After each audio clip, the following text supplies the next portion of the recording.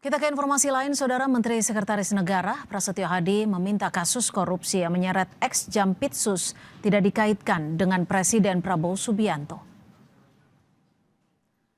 Mensesnek membantah klaim pengacara ex-Jampitsus Hotman Paris yang menyebut pemeriksaan terhadap pejabat tinggi memerlukan izin Presiden. Mensesnek menegaskan seluruh proses penegakan hukum mengikuti mekanisme hukum yang berlaku.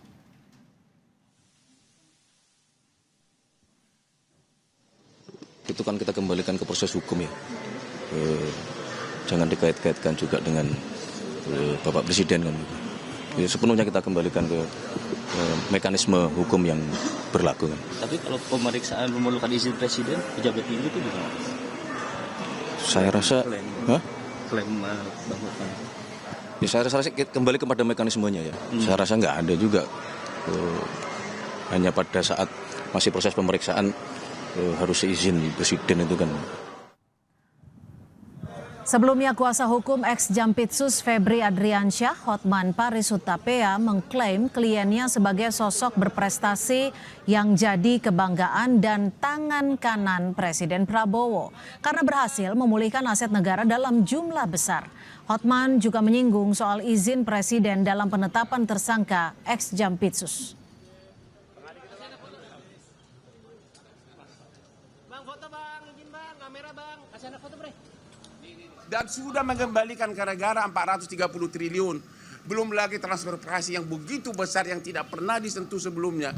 Begitu saja dipermalukan. Ada apa?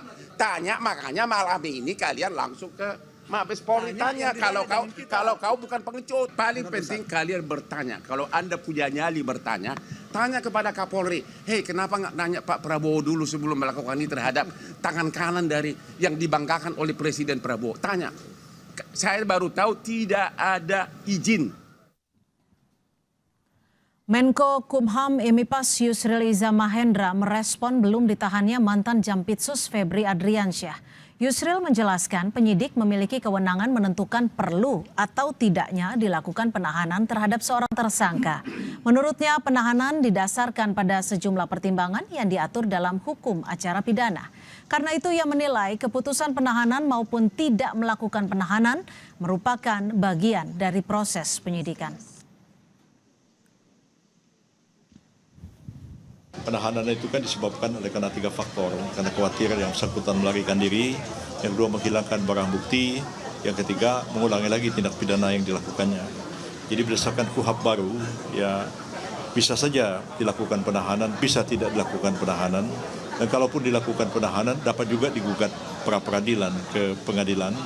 Dan karena itu kita awasi dan kita cermati apa yang dilakukan oleh penyidik Kejaksaan Agung dalam mengungkapkan atau melakukan penyidikan lanjutan terhadap kasus mantan Jampitsus. Tahap-tahap awal ya, kita lihat aja perkembangannya. Dalam perkembangan bisa saja dilakukan tindakan penahanan.